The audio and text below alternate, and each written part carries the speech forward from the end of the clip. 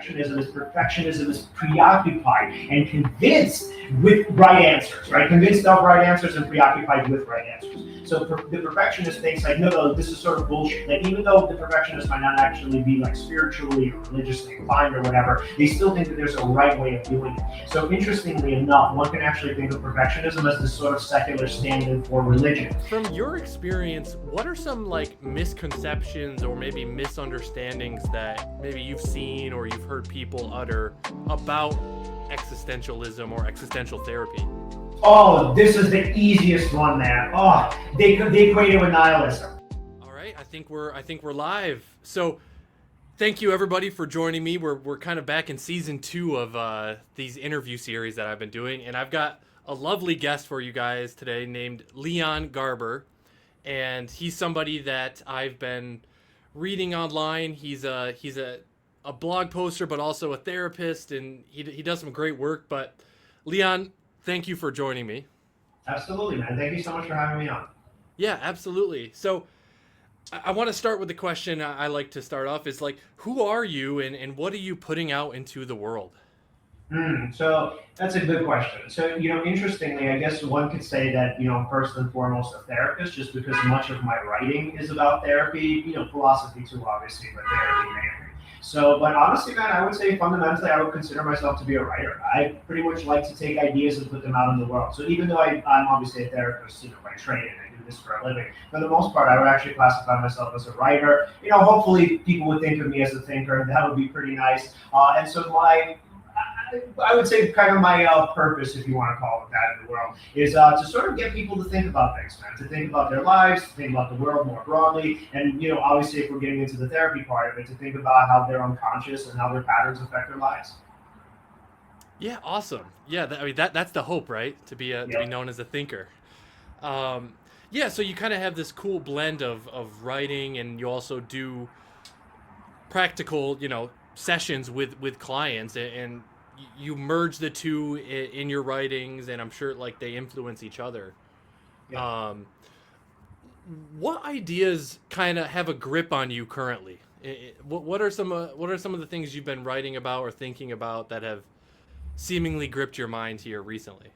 I gotcha. Okay, so you might, especially because you follow my work, you might find this a little bit nauseating at this point because I write so much about it, but I mainly write about perfectionism. So like I'm one of those people that unfortunately takes a topic and literally beats it to death.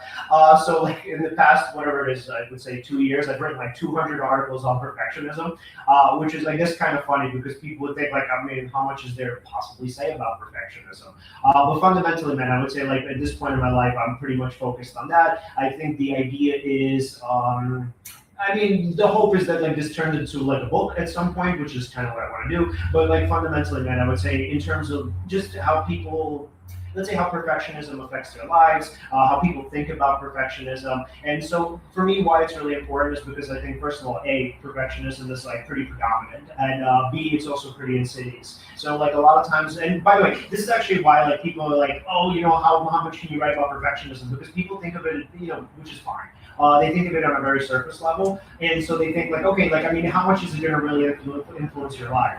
But the point is to say that for a lot of us, perfectionism is actually sort of, I don't want to say the core issue, but it's sort of what Nancy McWilliams, a psychoanalyst, would call like an organizing principle. So like a lot of us are organized or use perfectionism to organize our lives. So pretty much what I mean by that is that like it pretty much informs a lot of our day-to-day decisions, even though it doesn't feel that way.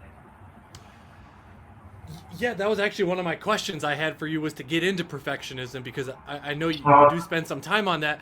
And by the way, we were talking before we hit record of that I work at a college counseling center. And so perfectionism is something that I see in my work and down in the counseling center all the time, and it drives people, to up the wall in stress and the pressure. And so, yeah, if you could share a little bit of like, what do you think is at the core of perfectionism, and in your experience, like what are some of the different pathways people can take to navigate themselves out of it and come up with a different relationship to it? Yeah. So perfectionism is a pretty complicated topic. And again, when people say things like, oh, how much is there to say about it? It's a lot of times because obviously they don't know much about it, which is fine. So the interesting thing about perfectionism, it sort of depends on sort of what form of perfectionism we're talking about. And by the way, even within the forms, there are forms, which is like a whole other thing. But the point is to say, when we're thinking about perfectionism, it kind of depends on what the person, pretty much their level of insight, right? What they think or feel and how they kind of see themselves, and again, like these organizing principles. So, okay, so there's one version of perfectionism, which we would just basically think of as narcissism, where the person just thinks they're already perfect, right? So meaning that like they can just do no wrong, they accept no critical feedback, and pretty much they think of themselves as gods, right? Then you have an obsessive compulsive version of perfectionism, where the person pretty much strives to be perfect, right? It's narcissistic in some sense, where the person believes they can attain it, but they don't believe they are, right? So it's not the grandiose form of narcissism, which we would like normally think about. And then, interestingly enough, right, there's also this other kind of, let's say, more, I don't want to say primal, that's not the right word, but there's this more unconscious, I guess, level of perfectionism, where it is perfectionism, but the person isn't aware of it. So it's a deep fear of making mistakes, essentially. So if like you ask the person if they're a perfectionist, they might say I'm not, but they're pretty much not willing to tolerate any sort of mistake, right? So failure isn't acceptable, mistakes aren't acceptable, but they wouldn't necessarily think of themselves as being perfectionistic. But the idea is like, okay, if you can't make mistakes, I mean, what does that make you? Logically, you're obviously perfectionistic.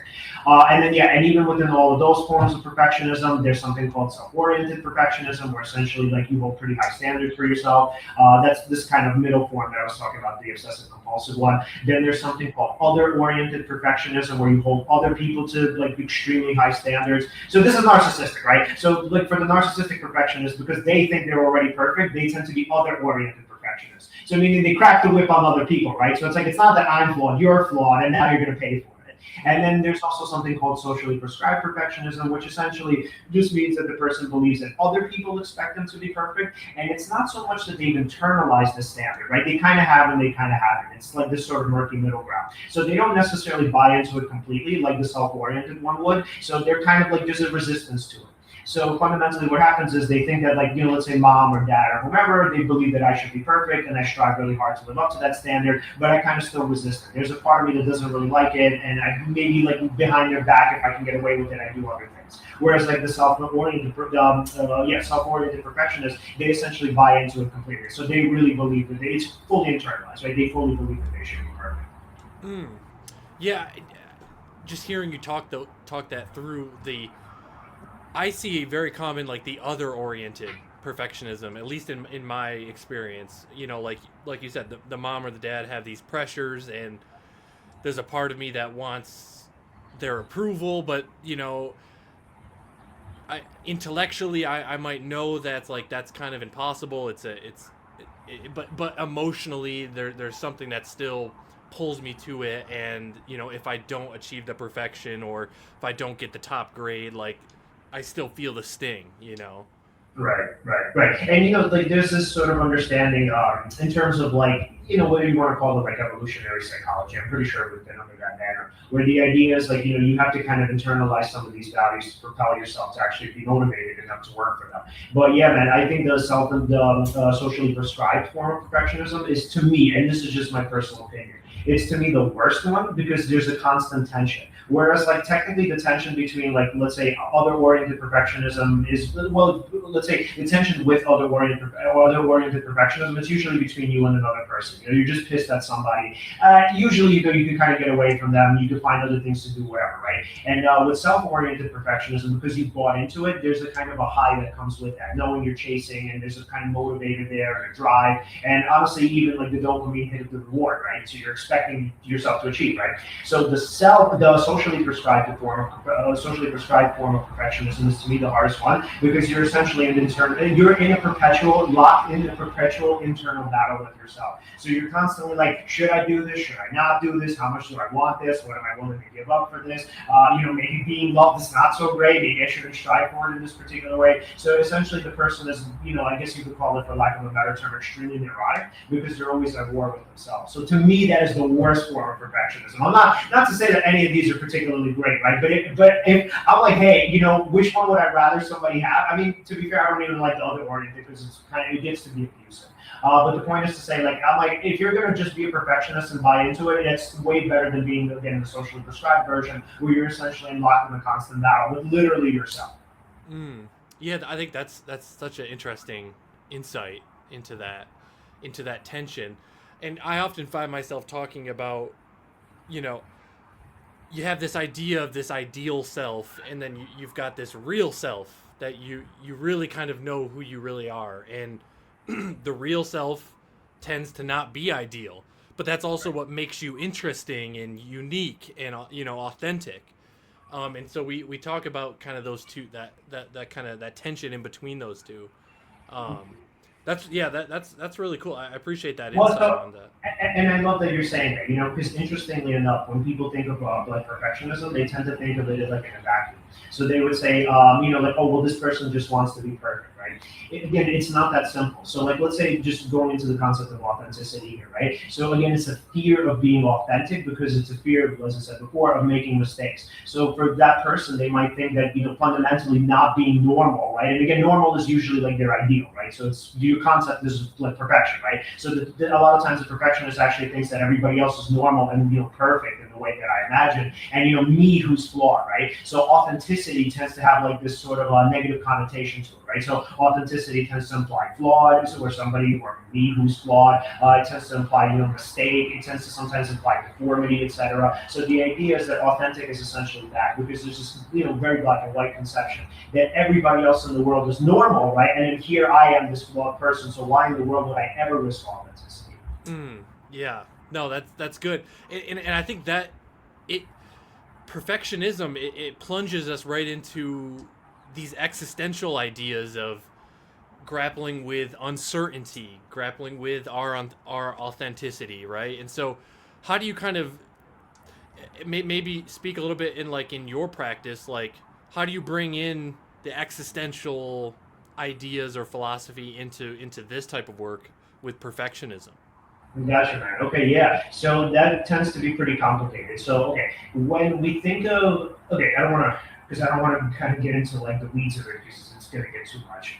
But let's say, okay, so the givens of existential theory and therapy, you probably know this with Irv Yalom, he would say that we have these givens, right? So number one is obviously the fear, well, not the fear, but the fact, the reality of death, which obviously, comes along with existential aims. And then we also have like what's called so the sense of meaninglessness, right? That we don't really have a blueprint, that we essentially kind of are thrown into the world, right? Then there's obviously the given that we have to create our own lives out of nothing, sort of out of thin air in some sense. And then there's this unbridgeable gap between you and I, meaning that we're existentially isolated, right? So when it comes to perfectionism, it's most related to the idea that we have to create a meaning.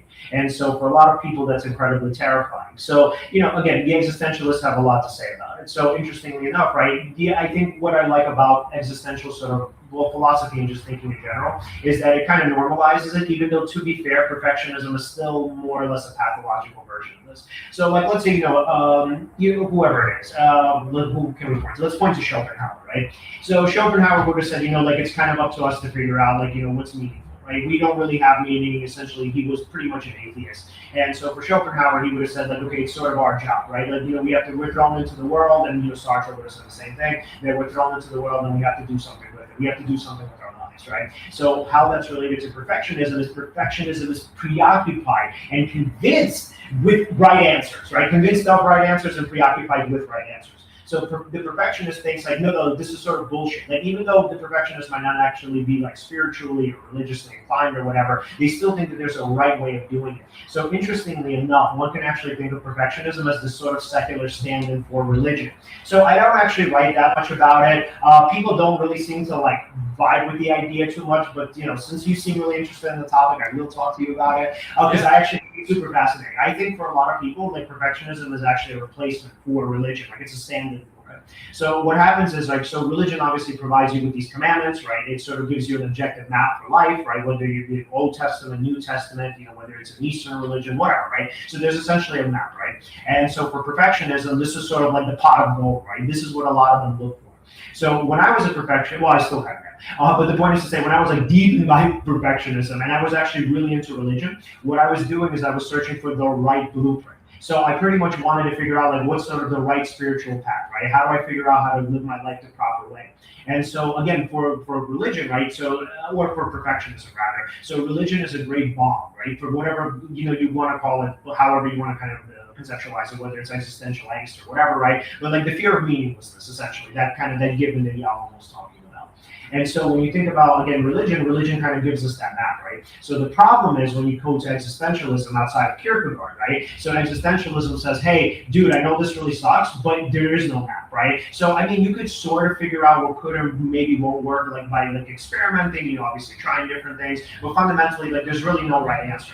Perfectionists hate that shit. They hate it so much, right? And a lot of them actually do turn to religion. So whatever. The point is to say, like what I was saying before, that like what I was saying that with religion, essentially, that that with perfectionism, that they find that religion is I kind of lost my train of thought. Hold on, I'll get it back.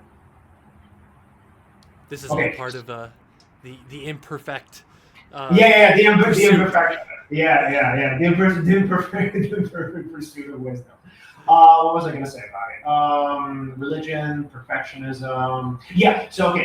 Perfectionists essentially hate like that form of existentialism. Although Kierkegaard is an existentialist, would have obviously turned to religion. Just to be clear, it's not all atheistic.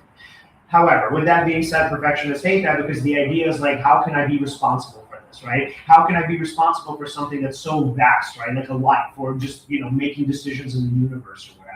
So pretty much what I'm saying is that like a lot of existential ideas, they help us with this because they help us not only cope with it, but they also help us come to accept that, yeah, man, like this is kind of it. We don't really have a map and you're never going to get a map. You could think about it till death. You could be obsessive compulsive about it if you want. You're not going to find any answers or not any concrete answers. So that's pretty much what I learned with my religious studies. No matter what philosophy I kind of found myself sort of geared toward or like, whatever, obsessed with or whatever, at the end of the day, it all falls short, right? Because A, there's not really any proof of any of them, and then B, I mean, they don't really lead to fulfilling lives in the way that we would think. And by the way, this is another big component of perfectionism. So there's always the expectation of some grand reward. And so it never comes. Like no matter what you're pining after, no matter what you're striving for, it's not going to be as great as you fantasize. So what happened was when I was on my religious quest, essentially, I realized that none of these religions are that great, right? Whatever it was, so I grew up Jewish, and then I kind of went into Buddhism a little bit and went into like Gnostic Christianity, which I really liked for a while. But the point is to say there's like nothing there, right? So it's nice. It's a nice philosophy to subscribe to. It certainly helps make you a better person. I mean, a lot of the time, not always, but certainly a good amount of it. And so with that being said, man, like, it helps you, but it doesn't help you in the way that you would think, because I think for a lot of us as perfectionists, we look for, again, these grand truths, and we look for these paths that lead us to them, right? But at the end of the day, it's something that I would say about therapy as well. It's like the Wizard of Oz, man. Behind the curtain, there's really nothing there. It's okay to strive, and it's okay for you to have these grand goals, but like, don't delude yourself into thinking it's going to magically change your life somehow, or make you, make all of it somehow worth it, right? Like, you're the only one who can make it worth it. Meaning, if you don't think it's worth it now, you're probably not going to think it's worth it now. Yeah, no, I appreciate that answer. I think that an important word you mentioned there was acceptance. Some of these existential ideas can help us come to a place of, okay, wait, yeah, I have to accept my responsibility for my choices, and if meaning for you come, the spiritual dimension, if a certain faith or religious framework speaks to you, like you got to kind of take a leap of faith, like Kierkegaard said, and you kind of got to do it, and accept that it may or may not all be perfect. The outcomes might not be as perfect in your head, but you still got to make a choice one way or another. And that's terrifying for perfectionists. I mean, that's pretty much it. I try my best not to like chalk it up to anything, like, because there's no such thing really as root causes, right? But with that being said, like a fundamental, if you wanted to sort of like nutshell it and say, like, what is perfectionism, right? What could really say really is that the fear of making choices, because again, right, we're back to the fear of making mistakes, because if I make choices, I'm going to make mistakes. But the thing is with existentialism, this is what I love about it. There's a freedom there, not only to make mistakes, but there's an allowance of making mistakes. The idea is, and there's also honestly a pushing to making mistakes, because the idea is if you're going to create a meaning for your life, you have to make mistakes, meaning trial and error, pretty simple stuff. You're going to have to try a bunch of shit, you're going to have to waste a lot of your time, and then you're going to have to get up and you're going to have to try again. And yet for perfectionists who hate wasting time, who hate making mistakes, who hate failing, this is all horrendous to them. Again, so what they want is they want some sort of blueprint, and I have certainly have had patients who said this to me, where they were like, when I come to therapy, like I just need you to tell me what to do. Just like give me a guide. Like, this is like what I work with. I just need somebody to say, do this, and this, right? But again, that's not what existentialism is. And there are two reasons for it. Is A, first of all, well, actually maybe several. A, there are no right answers, not in any objective way. B, what fits you might not fit somebody else. And then C, dude, you can't absolve yourself of responsibility for making choices, for like living your life. You can't just like put it onto somebody else and say, well, now, okay, I'm doing this because this person is doing that, especially a therapist. What the fuck do I know?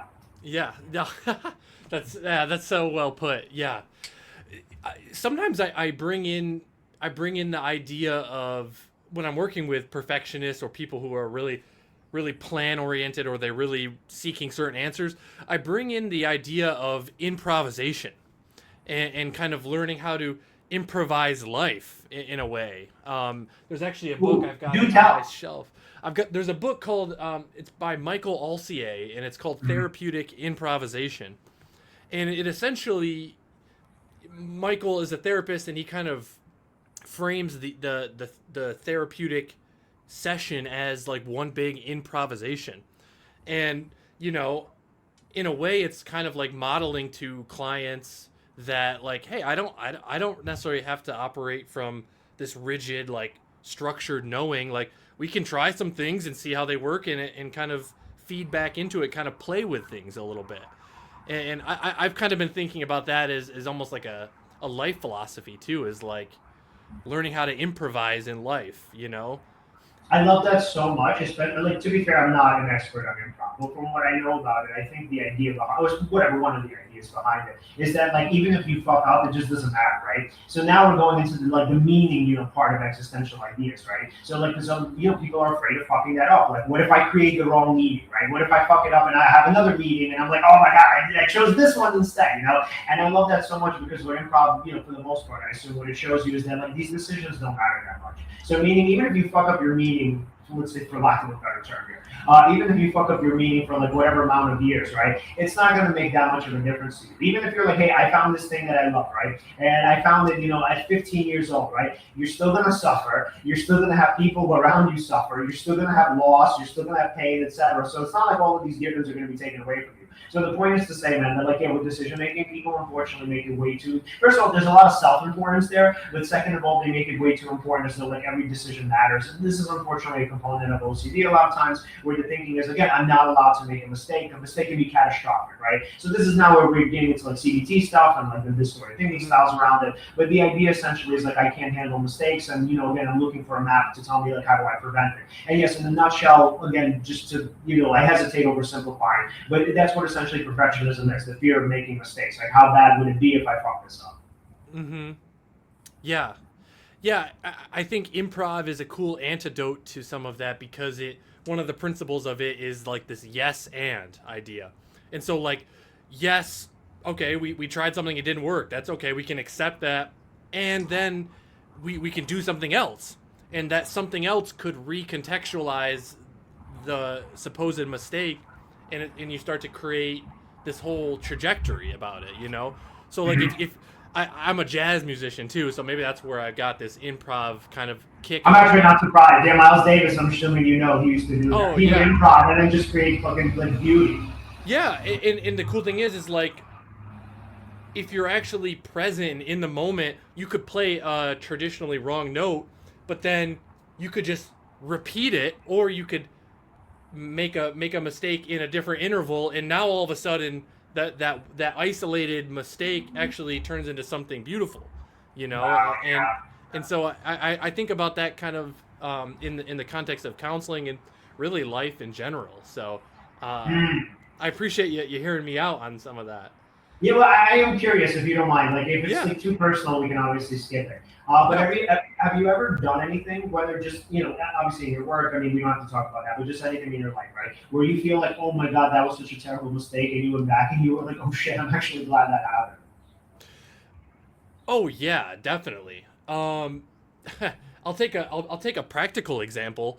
So I'm right now I'm sitting in my cabin, right? And I this is where like my counseling office is for my private practice, and I'm not like a builder or a constructionist, but I kind of laid down these stones, and I got the cabin set on these blocks. Well, lo and behold, Mother Nature had different plans for my foundation, and just last week, a huge flood came in, totally like messed up all my plans of the foundation. And there was a moment where I was really down about myself, but then I actually took a step back and realized, wait, this is actually important because I'm gonna now this is gonna force me to learn about like how to like actually set this up in a way that's gonna be more sustainable, right?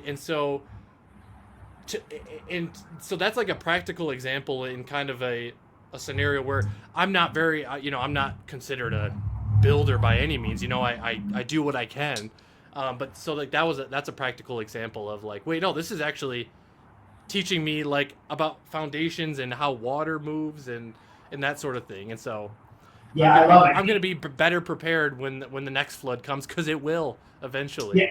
Do you know the parable of the Chinese farmer? Um, I might once you tell me Okay, what it so is. I love this as like let's say the philosophical like foundation of, let's say, therapy. I mean, it's not whatever. To be fair, this is not like the crux of therapy or anything, but it's something I usually tell my patients just because like it usually resonates with them.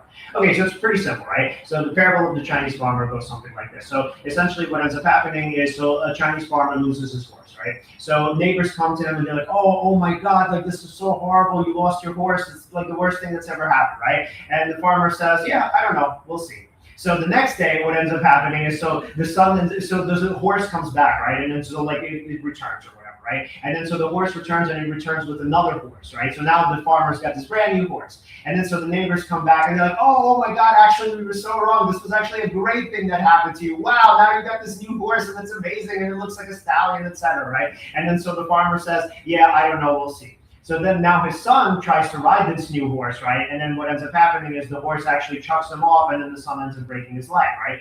The neighbors come back and they're like, oh my God, never mind, you were actually wrong. This was horrible. This is such a terrible string of bad luck, etc., right? And the Chinese farmer again says, I don't know, we'll see, right? And then so the final day, what ends up happening is now there's a draft because pretty much the tribes are going to war. And so because there's a conscription and it pretty much has like requirements, health requirements, the kid isn't able to go, right? So now the kid pretty much gets to stay behind, doesn't have to go and fight a meaningless war. And now, of course, the neighbors come back and are like, no, never mind. So we were actually wrong. Like, this was actually a really, really good thing. And of course, the Chinese farmer says, I don't know, we'll see. Right? So the idea is that we're pretty much too stupid to predict whether we have good or bad decisions. Right? And so again, locking into perfectionism, the idea is that like there's a way to find out. So again, the narcissistic perfectionism thinks they know, right? They're like, I'm perfect because I already know everything.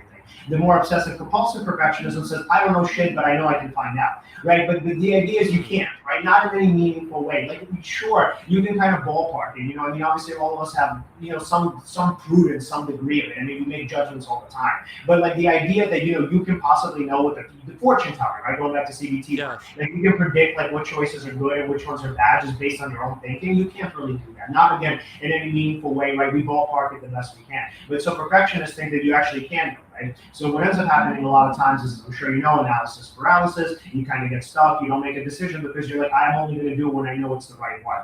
Yeah, I mean, you're not going to really do that, man. Then at that point, you're just not making any decision because there's no such thing as the right one. And then even on top of that, one can even say, if you actually like analyze all the decisions in front of you, most of them aren't even that significantly different, right? They're just variants and variations on each other. So it's kind of just interesting how, again, you have this very black and white framework of you have like bad decisions and then you have the right decision, right? And there's this big gap in between. And no, it's not like that.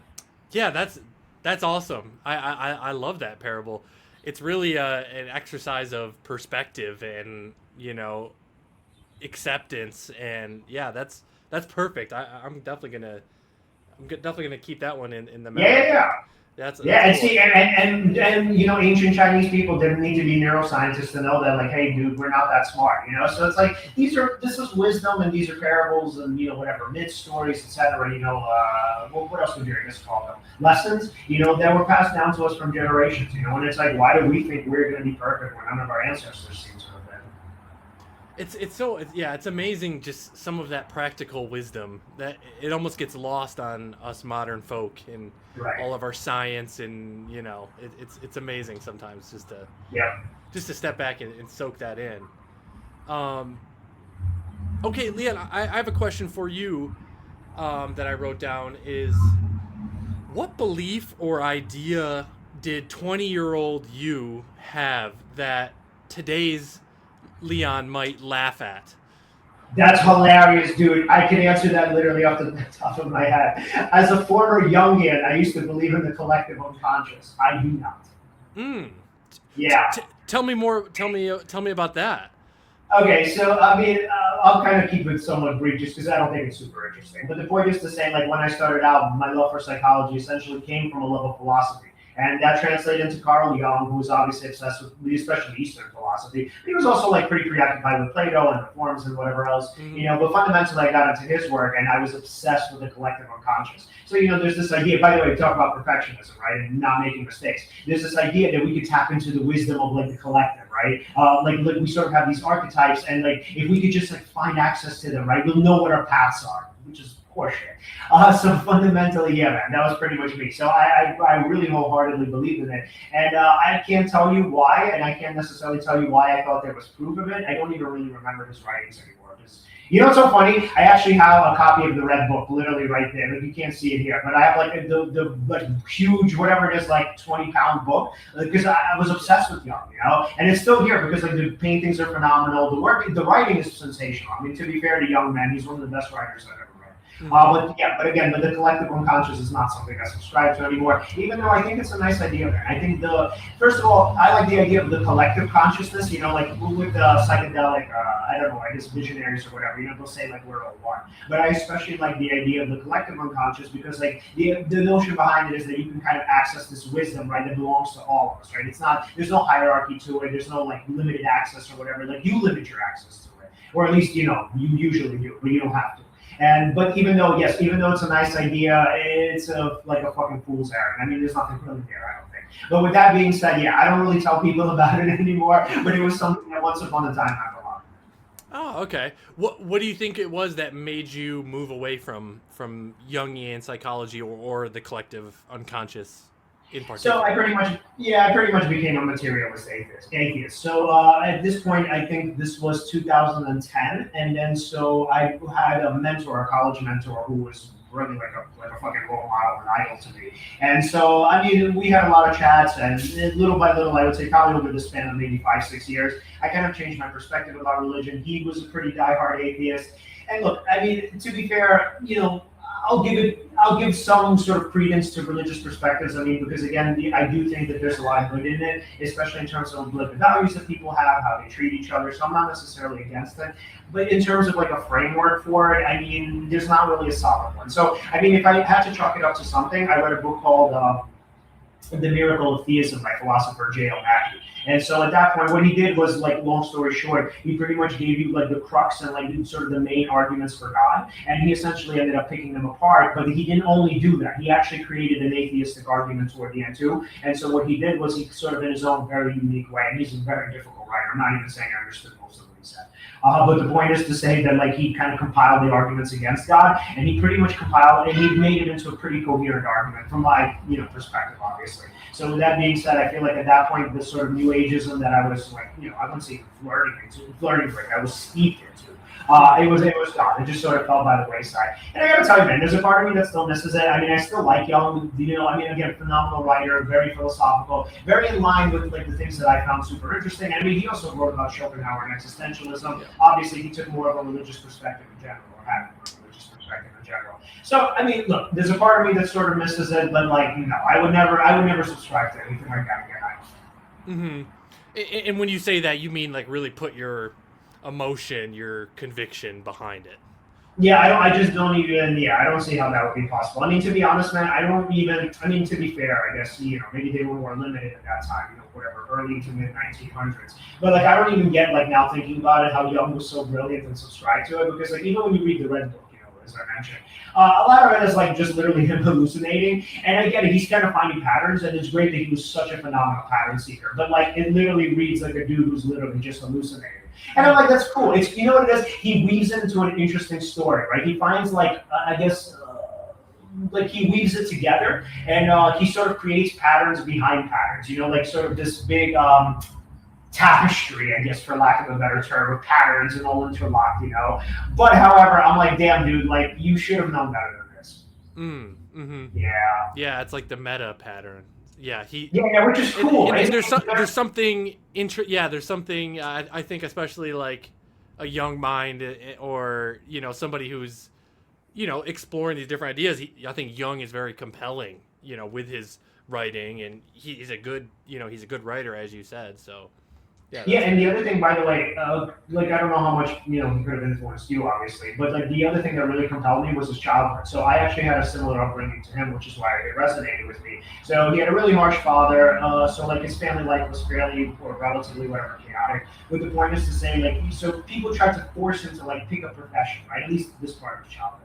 And he didn't really know what to do. So his dad is like, he was into the hard sciences. He said you need to be a biologist. He's like, everything else is a waste of time, which is kind of funny because now I would kind of agree with him. But the point is to say, at that point, I was kind of in the same realm. So I was studying law. I wanted to become a lawyer. And I was like, I really don't want to do this shit. Like, even though it's super practical, I'm like, this doesn't mean anything, not in any real way, And Jung kind of had the same perspective. And he's like, well, philosophy means something. And at that point, this sort of, I guess, what is it, the burgeoning field of psychology at the time, or whatever, psychoanalysis, however it would have even been framed back then.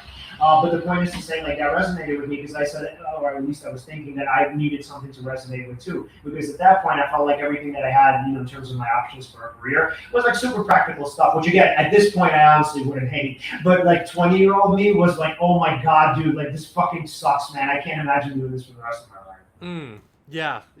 That's cool. I appreciate you sharing that. So, in terms of existentialism or philosophy or therapy, we've talked about our freedom, our meaning, the reality of our own death. Yeah, we've talked about all that. From your experience, what are some like misconceptions or maybe misunderstandings that maybe you've seen or you've heard people utter about existentialism or existential therapy? Oh, this is the easiest one, man. Oh, they equate it with nihilism. And every single time they're like, oh my God, existentialism, that's so depressing. And I'm like, no. I'm like, it's not nihilism. So every single time, and I get it, because Nietzsche is obviously considered to be an existential thinker.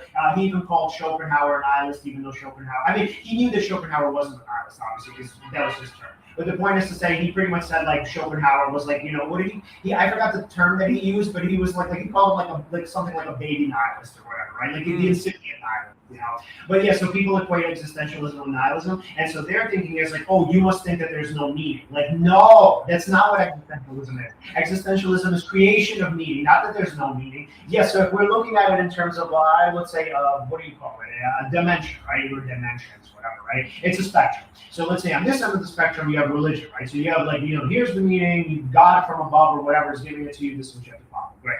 And then on this end of the spectrum, you have nihilism, which is like, hey, we're really stupid, there's no such thing as truth, and even if there is, we're never going to find it. There's no such thing as objective meaning, like just forget it, right? Just like fuck off and live in pleasure, or just like die, there's really nothing else in nihilism. But then this middle ground, I would argue, is existentialism. So the idea is that, like, yes, there is no objective meaning, but it's still your responsibility to create it. You still have a life to live, first of all, and you have people who care about you. You still can find joy in it, etc. Right? So whereas nihilism says, like, all joy is a delusion, which honestly doesn't even make sense. Like, you can't even, first of all, I don't even know how you would argue that from a philosophical perspective. Joy, it's a feeling. Like, how can you say, like, a feeling can't be a delusion. A delusion is a belief. You can't say that. You can say, fine, oh, well, your feeling is based on a delusion, even though that's not obviously even most of the time true.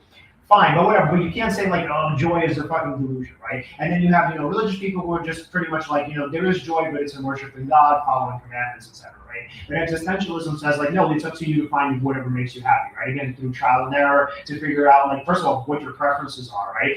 challenge them to figure out like if they should be. Obviously some preferences are probably better than others, meaning like if you're just like staring at rocks all day, probably not so great, right? Not going to get into that, not super important, but the point is to say, A, it's your job to figure out what your preferences are, and it's also B, your job to like try to sort of navigate them, to try to navigate your life in light of them. David Hume pretty much argued, he said that reason is a slave to passions. So what he essentially obviously meant is that like your reason, your goal setting ability, your mind is essentially it's in the service of pretty much actualizing whatever your, let's say, long-term goals are, right? Obviously short-term ones too. But the point is to say that it's your job to figure out like what your passions are, what your preferences are, and honestly to go and test it. Because also people sometimes find out that only the preferences only exist in imagination. Meaning once they get the thing, they're like, oh, I actually don't like this. And then you have to go and try other things, right? But yes, pretty much to answer your question, existentialism is often confused with nihilism, and people think that it's black and white, right? You're either spiritual/religious, right? Or you're existentialist/nihilist. First of all, spiritual is not religious, not necessarily. And then obviously existentialist is not necessarily nihilist. Yeah, I really resonate with that answer. And I like the dimension, the way you laid that out. That really resonates with me as well. Because whenever you read the existential writers, I mean they are grappling with meaning. It's not like nihilism is always the final conclusion they all come to. Not far from that. Viktor Frankl, I mean he's a classic existentialist. And I was just doing. I made up a little chart of his 3 pathways to meaning: the creative values, the experiential, and the attitudinal values. And I think that's a really practical kind of framework to start with. What do you give to the world? What does the world give to you? And then what's your attitude? How do you respond to your situation? Out of all the things, well, out of all the existential thinkers, is he the one who influenced you the most, or? He's up there. He was probably my intro in. One of my professors in grad school was like, I think I know what you like, and you take this book, The Man's Search for Meaning, and that was what got me into it. But I've gotten into Kierkegaard and some Nietzsche, and so I've been dabbling a bit. What about you? I'm interested in you, Leon, of like what's kind of been your route / training to be able to really confidently say, like, yes, I am an existential therapist. I work in this orientation. So just reading, man. I mean, unfortunately, there really isn't, from what I know, like any real official training for it. I mean, you could get certified, but it's mostly reading. So people right? Kirk Schneider, who I fucking love, we've had him on our podcast now so many times. Emmy Van Derzen, who we've also had on our podcast many times. Really? I love it. Yeah, he's great, right. And then so Herb Yalom, I read like 7 of his books, including the Bible of Existential Therapy, which is literally called Existential Psychotherapy. It's this tome that's like literally 500 and whatever pages. And it's like the font is like this small. It took me like months to read it. So that was a classic. I read Rollo May's stuff, who I really love, Man's Search for Himself. It's not necessarily a follow-up to Man's Search for Meaning, but it's a great addition to Man's Search. Yes, I love Rollo May. Obviously, Frankl is a classic. So yeah, man. So your advice to people who want to maybe become existential therapists or to deepen their knowledge is really just kind of immerse yourself in the intellectual tradition of that philosophy. Yeah, I mean, and listen, to me, the labels aren't necessarily important. I mean, technically, I label myself a CBT therapist just because that's actually what my training is in, predominantly. Right, but fundamentally, I mean, the idea is that we could kind of sprinkle in existential elements too. I mean, there's technically no such thing as an existential therapist. I mean, that's not like you can't go to again. There's no such real school. I mean, even though there kind of are, but whatever. That's something else. The point is to say, like, it's not, we don't think of it as like a school of thought. And by the way, this is not me saying it, this is Yalom saying it. So Yalom actually said, actually, I'm a psychodynamic therapist, which is so fucking, I gotta say this, because, so I used to get into arguments with the psychoanalysts about this, because they would say, no, Yalom is existential. I'm like, no. Because they would say, oh, you write about Yalom, you're not a psychodynamic therapist. I'm like, well, first of all, I don't label myself psychodynamic, but the thing is, Yalom isn't either, and I write about psychoanalytic ideas, right? But the thing is, like, Yalom used the framework of psychoanalytic theory to inform existential thinking. So he talked about the unconscious, he talked about conflicts, inner conflicts, and so the idea is, even though yes, these four givens are pretty much taken from existential philosophy, his analytic / therapeutic framework was literally psychodynamic. So Yalom would have said, maybe, but I mean, to be fair, this was in the book from the 80s. I mean, maybe he changed his mind now. But he would have never labeled himself an existential therapist. He actually said that I'm a psychodynamic therapist with like an existential sort of, I don't want to butcher his words, but like something like an existential framework, So pretty much like he combined the two schools of thought, and existential therapy essentially he would have argued is not itself a therapy. But again, to be fair, he may have changed his mind. I've not read his work in years, so I don't. Yeah. That's a fair point. Yeah, I've heard it's less established as because I think that's the nature of the philosophy itself, right? It's very individualized. It's you're trying to become your own person, and so that doesn't really make way for a very dogmatic kind of school of thought per se. Yes. I will say I think Emmy Van Jersen, she does a pretty good job of she captures quite a good, like, an integrative kind of approach to it.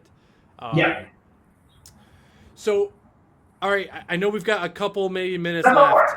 I've got a couple more questions for you. Shoot. I know you've written some about self-esteem. Mm-hmm. Do you believe, is that a real thing, self-esteem? Yeah, so it depends on what a person means by it, right? So, okay, Albert Ellis, the founder of REBT, he would have said self-esteem is bullshit. He wrote a great book called The Myth of Self-Esteem, because the way he equated it, or what he equated it to, was conditional self-regard, right? So he pretty much said what people think of when they think of self-esteem normally is this idea that, like, your value is based on what you create and what you achieve, right? So meaning whatever you put out in the world, and also just like innate things like your appearance, intelligence, and whatever, right? But the idea is it's conditional, right? It's dependent on factors that are outside of like your essence. And so, okay, that's bad, right? So that's the unsustainable. So Ellis would have essentially argued, like, look, unless you're like in the top percentage of attractiveness, of intelligence, of luck even, right, you're probably going to be unhappy and you're going to fail most of the time. So most of the time, if your self-esteem is like going like this, you're going to be pretty unhappy, right? Or if your self-esteem is going like this, most of the time it's actually going to be more like down, down, down, down, down, a little bit up, down, down, down, down, down, a little bit up. Yeah, so Ellis would have said that, right? But fundamentally, the sort of chase or the, let's say, fixation on self-love, if we want to use that term, yeah, that's like the core of perfectionism. And again, I hate to keep saying that because I keep saying like the core or whatever, right? But it's like, again, these are defining features of it. And so the person is essentially looking for self-love, right? So they're looking for like that one final achievement that'll actually make them love themselves. And again, it's a fool's chase, man. So what ends up happening is, you kind of get yourself all hyped up and you're like, hey, once I get this thing, I'm going to finally like myself. And then you get the thing and you're like, okay, A, it makes me maybe potentially really, really anxious, or B, like probably both, right? Or B, it just doesn't feel fulfilling, right? It doesn't really say much about my essence. And so that's pretty much the thing about perfectionism. So it tries to touch you, whatever you're doing, you're trying to touch your essence, right? You're trying to figure out, like, who am I really? The problem is nothing in the world can really answer that. There is no essence, right? So again, the person is saying, like, once I get this thing, it's going to prove to me what my essence actually is. There is no essence. There's nothing to prove. And so again, when we're looking for self-love, you're never going to get that, because what happens is, like, all of your achievements, they're essentially tainted by the world. So obviously you can lose them, right? If you're a champion of some sort, at some point you lose, and then you're back to where you were. Let's say if you, get a PhD, let's say, for instance, right? You're going to find out that the world doesn't care that much about PhD. So you're like, oh shit, where's all the glory? It's not there. And so what I'm pretty much saying is that, again, nothing can touch your essence. Like, that's to me what if I had to, like, really, really nutshell it, that's what perfectionism is. It's a sort of desire to figure out and to honestly prove to yourself that your essence is valuable and lovable. But again, there's nothing to prove, not in that way, right? I mean, we can get into, obviously, like, how does one find love, or how does one accept love? That's something a little bit different, right? But what I'm saying, like, to prove that your innate self is lovable, your essence, yeah, perfectionism is never going to do it. Yeah, that's good. That's good. Okay, the last question I have for you is, what is the role of, or how do you participate in like recreation or leisure? Maybe when you're not working and you're not, like, on the grindstone writing. Yeah, I love that you asked that. So like not intellectual at all. I literally just fuck off. So I hang out with my friends. We watch sports. So we're going to a game. When is it now? In 2 weeks, we're going to a preseason game for the Jets and the Bucks. So that I do that a lot. So a lot of football, a lot of professional wrestling, even though the storylines have been complete garbage. Lots of movies. So God knows how many movies we've seen this year. The Invite, fantastic. The Drama, probably my favorite movie of the year. We just saw Odyssey this past week, so that was great. So yeah, man, honestly, dude, I'm fucking basic as fuck. Like literally, my leisure is spent just doing regular things that regular people do. Do you find that as a nice contrast to really when you're in the away from your work that might be really into the perplex weeds of these kind of unanswerable questions? There's something nice about just kicking it back and watching somebody throw a football or the wrestling, watching it all play out. Like there's something. Right. Well, actually, my perspective is going to be a lot more cynical. So, as somebody who at some point in their lives, like literally, I used to just sit home and read books. So I stopped doing that. The reason why I stopped doing that is because most of it is bullshit. It's not worth reading. So what you find for the most part, and listen, to be fair, I mean, obviously I haven't read like all the greats or whatever, and I'm sure people will be like, oh, what the fuck, he hasn't read this, and this. I totally understand. Right? But with that being said, man, it's like, if I had to like look back on my life and I'm like, what would I rather done? Would I rather gone to see this really dope movie with my friends, or would I rather have read this book that I probably would have forgotten like maybe within 6 months, and like let's say maybe be generous or a year? I'd rather have gone to the movie. And so the reason why I say that is because like a lot of the intellectual shit, it's honestly bullshit, man. There's not that much to gain from it. And a lot of the stuff that you actually really need to know, which is super cliche but true, it's super simple. And honestly, if there's anything you need to learn, you don't need to read 100 books to learn it. I promise you. So yeah, my thinking is like and it's not to say I don't read. Obviously, I mean I still keep up to date. Like I read like psychologist blogs. I certainly read reviews. But the point is to say like I'm not fucking gung ho on books anymore because a lot of it is repetitive, which is absolutely fine. Listen, a lot of these writers are bringing new or same ideas to new generations, which I fucking love. I just don't need to be a part of that. Yeah, that's a good perspective. That's a good place to end, I think, for today. All right, man. Thank you so much for having me on, dude. This is so great. Yeah, real quick, Leon. So, where can people find some of your work? And I'll definitely drop some links in the show notes on the podcast and the YouTube video. Thank you so much, man. Okay, so you can find my blog on existentialcafe.blog. I am more so a writer for Psychology Today, so all you have to do is just put in Psychology Today and write Leon Garber or Psychology Today Perfectionism. Honestly, a lot of those blogs are mine, the Perfectionism blogs. You can find our podcast, Seize the Moment podcast. We have on God knows how many different types of people, from politicians to psychologists, psychoanalysts. We've had Emmy on, obviously, God knows how many times, athletes sometimes, occasionally, and you can find us everywhere from YouTube to Spotify, Apple, wherever. Cool, great. All right. Well, I think on that note, we'll call it for today. Thank you, Leon. I really appreciate your time, man.